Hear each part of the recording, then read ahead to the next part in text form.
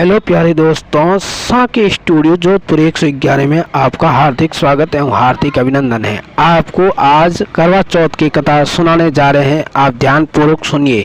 सामग्री और शुभ मुहूर्त और व्रत कथा सुनिए। आवश्यक सामग्री: पूजा की चौकी, मिट्टी का करवा और ढक्कन, पानी का कलश, कुमकुम, सिंदूर, फूल, फल, दिया, घी, तेल, कपूर, चावल, शिव परिवार की तस्वीर, करवा चौथ की पूजा की थाली, करवा माता की तस्वीर, कांच की तिलिया या सींक, 16 श्रृंगार का सामान, करवा चौथ व्रत कथा की पुस्तक, छलनी, पका हुआ भोजन, कच्चा दूध, रुई की बाती, अगरबत्ती, धूप और 8 पुड़ियाँ होनी चाहिए। करवा चौथ के लिए महत्वपूर्ण सामग्री है।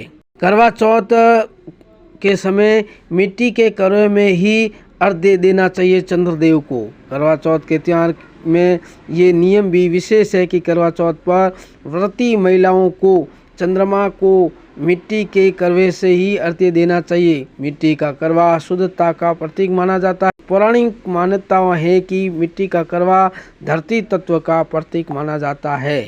करवा चौथ का शुभ मुहूर्त: करवा चौथ के दिन 20 अक्टूबर को पूजा के लिए केवल 1 घंटा और 16 मिनट समय मिलेगा आपको। इस दिन शाम 5:46 से लेकर 7:02 तक पूजा का कर सकते हैं। वही शाम 7:58 के बाद में चंद्रोदय होने पर चंद्रमा को अर्घ्य दे सकते हैं। करवा चौथ की व्रत कथा सुनाने जा रहे हैं।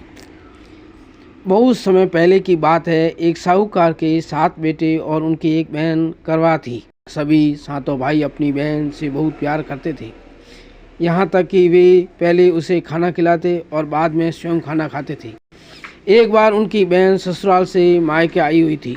शाम को भाई जब अपना व्यवसाय बंद कर घर आई तो देखा कि उनकी बहन बहुत ही व्याकुल थी। सभी भाई खाना खाने बैठे और अपनी बहन से भी खाने का आग्रह करने लगे, लेकिन बहन ने बताया कि उनका आज करवा चौथ का निर्जल व्रत है और वह खाना सिर्फ चंद्रमा को देकर उसे अर्घ्य देकर ही खा सकती है।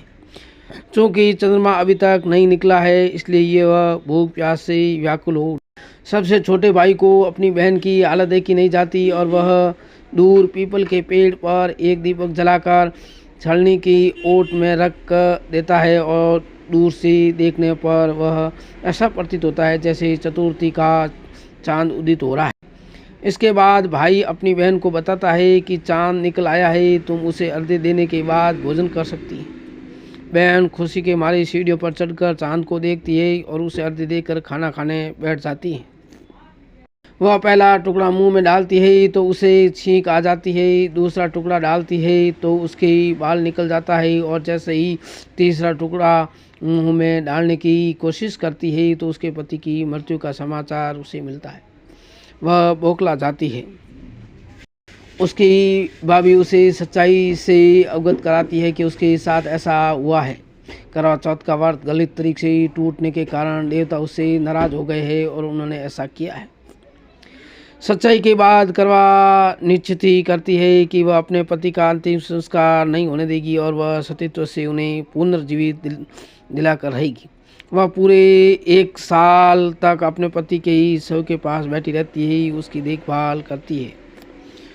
उसने ऊपर उगने वाली सुईनुमा घास को वह एकत्रित करती है और 1 साल बाद फिर करवा चौथ का दिन आता है और उसकी सभी भाभियाँ करवा चौथ का व्रत रखती है।